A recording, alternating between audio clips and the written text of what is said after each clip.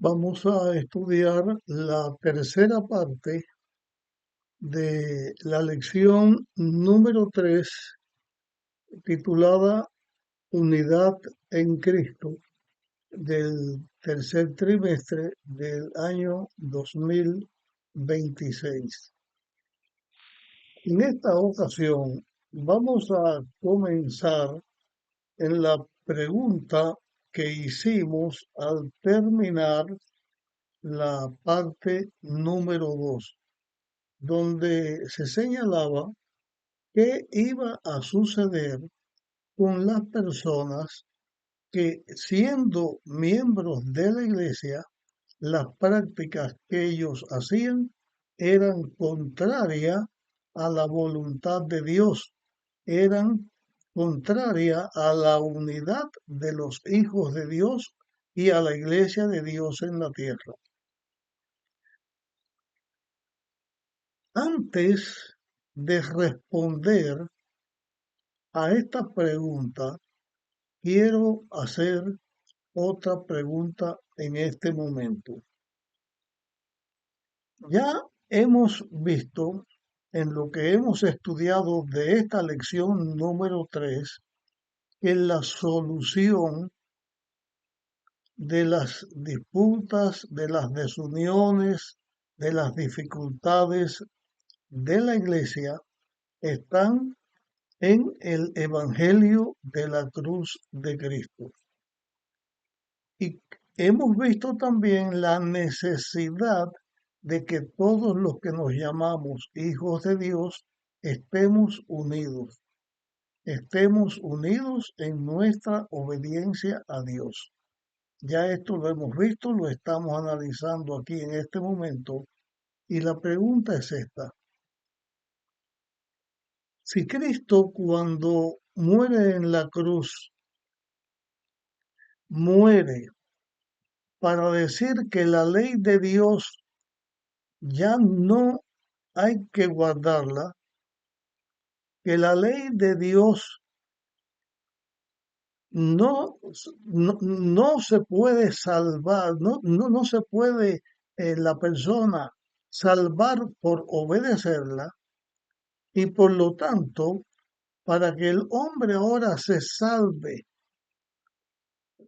y no tenga que obedecer a Dios, entonces la salvación es solo por gracia. Y en la cruz, Cristo clava la ley de Dios, la ley de los 10 mandamientos, el decálogo, la ley de Dios, que la Biblia dice que el Espíritu Santo la escribe en el corazón de piedra de los hijos de Dios que se arrepienten. Si una persona no tiene que guardar la ley de Dios porque Cristo la abolió, todas estas cosas que hemos mencionado y que hemos visto que están en contra de Dios y de la unidad en la iglesia, entonces no serían abominaciones ni serían cosas malas, porque precisamente esas cosas son las que prohíbe la ley de Dios. Decir que Cristo en la cruz, que el Evangelio de la cruz es que la ley ya no hay que guardarla, entonces es decir que todas esas cosas malas ya se pueden hacer y ya no hay problema con ellas. Ahora vamos a responder a la pregunta, ¿qué va a pasar con esas personas en Corintio? Para esto, yo voy a leer unos textos que están escritos en el libro de Primera de Corintios, la epístola Primera de Corintios, en el capítulo 6. Dice aquí la Biblia, ¿no sabéis que los injustos no heredarán el reino de Dios? No erréis, ni los fornicarios, ni los idólatras, ni los adúlteros, ni los afeminados, ni los homosexuales, ni los ladrones, ni los avaros, ni los borrachos, ni los maldicientes, ni los estafadores heredarán el reino de Dios. ¿Qué pasará con esas personas si ellos continuaban en esa forma de vida? No iban a heredar el reino de Dios. Por lo tanto, una persona que diga y practique que Cristo en la cruz lavó la ley, está diciendo que todas estas cosas son correctas, porque precisamente estas cosas son la violación de la ley de Dios.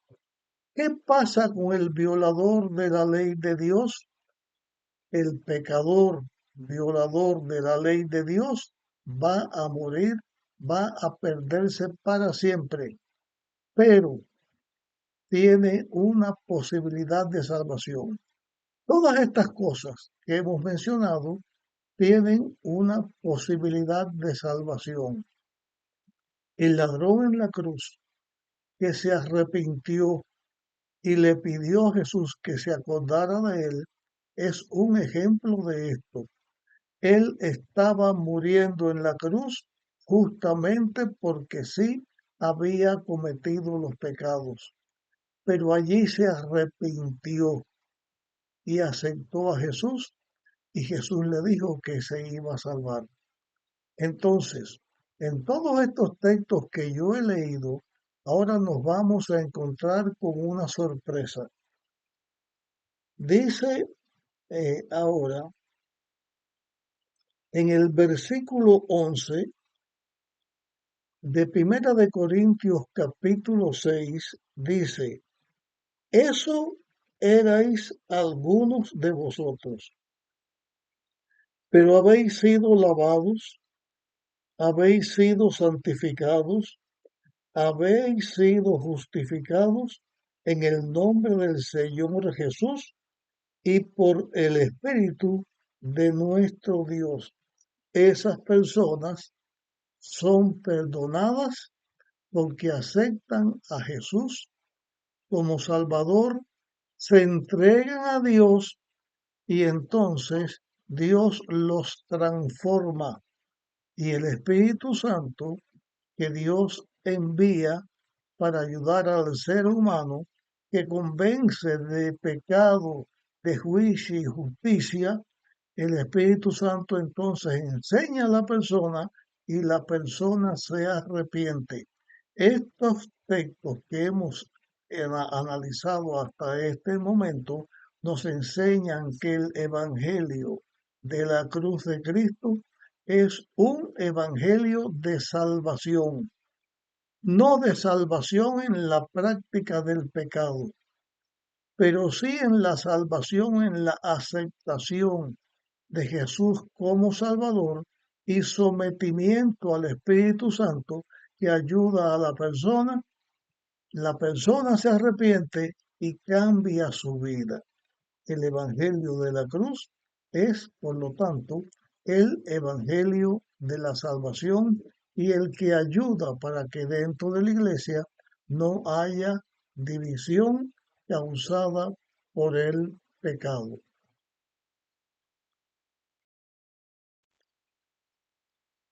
En Jesús está la salvación del pecador y en Jesús y en seguir la palabra de Dios en Cristo está también la unión que debe existir dentro de la iglesia de Dios. Pero ahora, en nuestro estudio de esta lección acerca de la unidad en Cristo, vamos a encontrar otra situación que había en Corintios. Vamos a leer Primera de Corintios, capítulo 1, y leemos a partir del versículo número 11. Porque fui informado, dijo el apóstol, acerca de vosotros, hermanos míos, por los de Chloe, que hay entre vosotros contiendas. ¿Qué contiendas habían? Aparte de las que ya hemos analizado. Dice aquí, versículo 12, quiero decir que vosotros, o en vosotros, en los de Corintios, uno dice, yo soy de Pablo, otro dice, yo soy de Apolo, otro dice, yo soy de Cefas, y otro dice, yo de Cristo. A, esta, a este informe que Pablo recibe, Pablo le aborda el tema a los miembros de la iglesia de Corinto. La división que había, aparte de todo lo que hasta aquí hemos señalado, es que dentro de la iglesia se habían formado grupos de seguidores a líderes de la iglesia con los cuales por alguna razón ellos simpatizaban. Pablo había enseñado el Evangelio a Corinto. Pablo les escribía a Corinto y estaba orando y actuando continuamente para enseñar, para ayudar a los miembros de la iglesia que fueran fieles a Dios. Entonces, dentro de la iglesia de Corinto, habían personas que eran seguidores de Pablo. Ellos seguían a Pablo lo que Pablo les decía. Pero en Corinto también había venido un hombre, un evangelista, que había conocido de Dios a través de Juan el Bautista. Ese hombre era un hombre que tenía mucho conocimiento bíblico y era muy elocuente. Así que era un hombre que tenía una elocuencia que cautivaba a los oyentes y era un maestro eficiente que enseñaba la palabra de Dios como se debía enseñar. Él no conoció en un momento dado acerca del Espíritu Santo, pero fue instruido por los miembros de la iglesia y ya con el conocimiento completo era un pilar en la predicación del Evangelio. Pero en Corinto habían entonces dos grupos. Unos decían, voy detrás de Pablo, otro decía, voy detrás de Apolo. De hecho, entre Pablo y Apolo no había ningún problema. Los dos eran fieles seguidores de Dios, pero ellos no fomentaban la división en la iglesia. Apolo se fue a Éfeso, se fue a predicar a otros lugares y no volvió a Corinto para no alimentar la división que se había formado con las personas que se decían que iban detrás de él. Pero habían otros en Corinto que pensaban de otra manera. El apóstol Pedro fue un apóstol, era uno de los 12 apóstoles. Era un hombre líder de la iglesia. Era un hombre seguidor de Dios, que cometió un error, pero era un hombre fiel a Dios. Y entonces algunos decían, bueno, Pablo es apóstol, pero no es de los 12 apóstoles de Jesús. Apolo no es apóstol, pero Pedro sí es apóstol, reconocido por la iglesia. Y entonces ellos decían, yo soy seguidor de Pedro, soy seguidor de Pedro. Y entonces habían hasta este momento tres facciones, tres grupos dentro de la iglesia. Pero se levantó otro grupo que decía, pues yo no soy ni de Pablo, ni de Apolo, ni de Pedro, yo soy de Cristo. Yo soy seguidor de Cristo. Aparentemente, este grupo que decía que era seguidor de Cristo, en realidad no era un grupo que seguía a Cristo.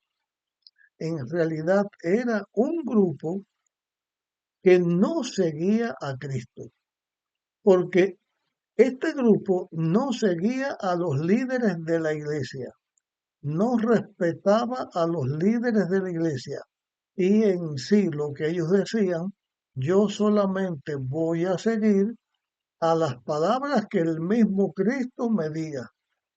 No significa que iban a estudiar las escrituras, no significan, desde luego, el Nuevo Testamento en aquellos tiempos no existía como tal. Sí existían las epístolas que mandaba el apóstol Pablo y mandaban otros escritores bíblicos, pero no como era ahora. Por lo tanto, ellos decían, solamente hago caso, no al líder que la iglesia tenga, sino a Cristo que personalmente me diga y me enseñe. Entonces, dentro de la iglesia había una desunión. Pablo les enseña que el que fue crucificado para salvar a la humanidad es Cristo. Que ningún ser humano dio su vida para salvar al ser humano, sino que fue Cristo. Pero a Cristo se le sigue de acuerdo a la enseñanza de la palabra de Dios. A Cristo se le sigue de acuerdo con la dirección del Espíritu Santo. La iglesia en este tiempo lo que necesitaba eran las palabras que ya leímos en Corinto, que en capítulo 1 y versículo 10, donde se habla de estar perfectamente unidos en una mente y en un mismo parecer, siguiendo a Cristo. Con respecto a esta declaración de la necesidad de la unión y que la iglesia necesitaba la unión, quiero compartir con ustedes eh, unas palabras que están escritas por Elena White, el Espíritu Profecía, escribió unas palabras y vamos a compartirlas. Estas palabras que voy a compartir están escritas en el comentario bíblico adventista, tomo 6, en la página 657, y dicen estas declaraciones de esta manera.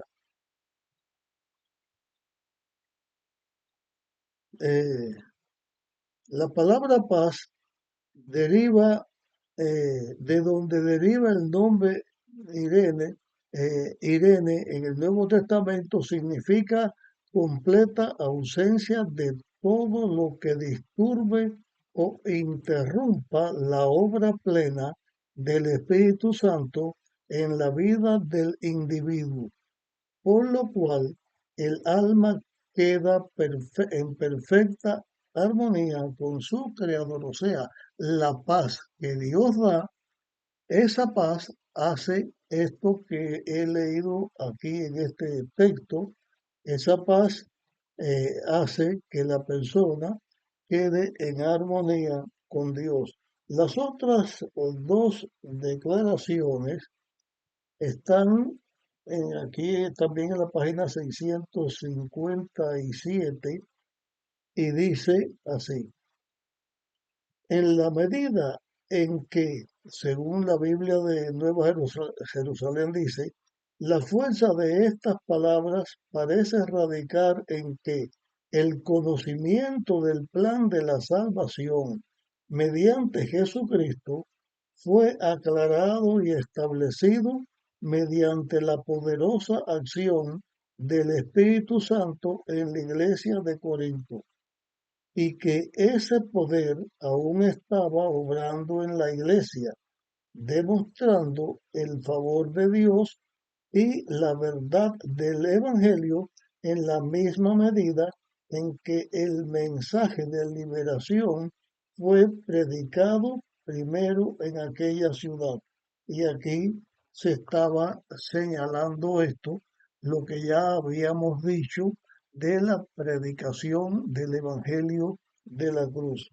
La otra declaración dice acerca de Cristo, el resultado del abundante derramamiento del Espíritu Santo sobre los creyentes corintios fue la confirmación de su fe en el Evangelio, su convicción profundamente arraigada y la aceptación de la verdad de la demostración del amor de Dios en el sacrificio de Jesús. El testimonio de los apóstoles acerca de Cristo no solo fue creído y aceptado, sino que mediante el poder del Espíritu de Dios que lo acompañaba, la iglesia recibió los dones del Espíritu Santo. Son estas las declaraciones que quería compartir en este momento. Vamos ahora a señalar aquí o a comenzar a señalar aquí un aspecto que también debemos mm, tener presente en el estudio de nuestra lección. Y ese aspecto que debemos tener presente en cuanto a la unidad de la iglesia y en cuanto al liderazgo de la iglesia.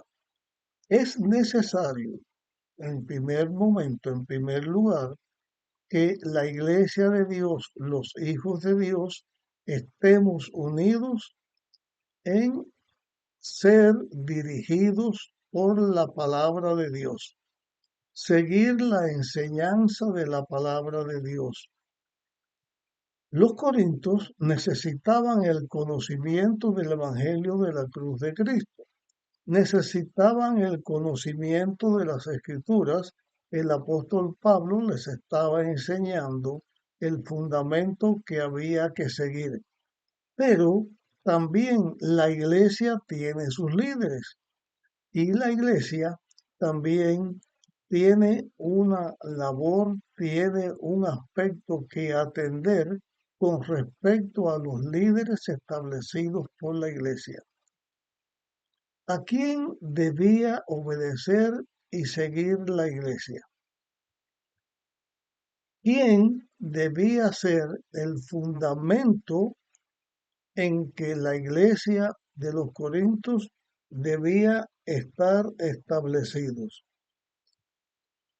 ¿Sería a Dios o sería a los líderes humanos? Ya hemos visto, hemos analizado solamente un poco, hemos analizado con respecto al aspecto de algunos de Corintios que unos decían que eran de Pablo, que eran de Apolo, que eran de Pedro o que eran de Jesús. Eran líderes de la iglesia. Cuando se sigue a los líderes de la iglesia, hay también un peligro y hay un aspecto que queremos presentar aquí, comenzar a presentar aquí, que lo desarrollaremos en la próxima grabación que vamos a tener. Pero con respecto a nosotros los hijos de Dios, si tratamos a los líderes humanos como el centro de nuestra identidad cristiana, corremos el riesgo de desplazar a Cristo de la posesión correcta de nuestra vida. Y eso no debemos hacerlo. Los líderes de la iglesia tienen su lugar y hay una labor y un aspecto fundamental que hay que tener en nuestra relación con los líderes de la iglesia. Eso lo veremos en la próxima grabación, pero con los líderes o el líder, el liderazgo principal que hay que tener presente en la iglesia, vamos a leer unas palabras que el apóstol Pablo escribió en Primera de Corintios, capítulo 3, y leo del versículo 10 en adelante. Dice, conforme a la gracia que Dios me dio, yo como perito arquitecto puse el cimiento y otro edifica encima, pero cada uno vea cómo sobreedifica. Pablo no dice que él es el cimiento, sino que él puso el cimiento, significa fue el primero que le habló de Cristo a los corintios, que después vinieron otros que siguieron hablando de Cristo y así la iglesia se fue edificando. Pero con respecto a la edificación de la iglesia, o sea, con respecto a donde los que somos de la iglesia de Dios somos edificados, vamos a seguir escuchando lo que Pablo dijo. Dice aquí, porque nadie puede poner otro fundamento fuera del que está puesto, que es Jesucristo. ¿Cuál es o quién es el fundamento de la iglesia? Primera de Corintios, capítulo 3, eh, versículo 11, vuelvo a decir lo que Pablo dijo, porque nadie puede poner otro fundamento fuera del que está puesto, que es Jesucristo. El fundamento de la iglesia al que hay que seguir es a Cristo, aunque la iglesia tiene sus líderes que hay que obedecer, con quienes hay que trabajar en unidad, pero el fundamento de la iglesia es Cristo, o sea, la iglesia es edificada sobre Cristo. Y dice aquí ahora el resultado de lo que cada persona haga con respecto a su creencia o con respecto a lo que él va a seguir. Dice, si alguno edifica sobre este fundamento oro, plata, piedras preciosas, madera, heno, hojarasca, la obra de cada uno será manifestada. El día de, el día la revelará mediante el fuego. El fuego probará la obra de cada uno. Si permanece la obra del que edificó, recibirá recompensa. Si la obra de alguno se quema, él sufrirá la pérdida, porque él mismo será salvo como quien escapa del fuego. O sea, la salvación de cada persona está en que edifique en Cristo. Pero la edificación en Cristo, cuando dice los metales preciosos, significa todo lo que esté en armonía con la palabra de Dios. Con respecto a la declaración final que leímos, Primera de Corintios 1, Primera de Corintios, perdón, esta declaración que leímos aquí es la declaración que vamos a dar para terminar esta grabación y en esta misma palabra que vamos a dar comenzaremos a explicar en nuestra próxima grabación. Dice, si la obra de alguno se quema, él sufrirá la pérdida, porque él mismo será salvo, como quien escapa del fuego. ¿A qué se está refiriendo esto? Esta, con esta pregunta terminamos esta grabación. Aquí mismo comenzaremos nuestra próxima grabación. comparte con otras personas y nos encontramos en nuestra próxima grabación.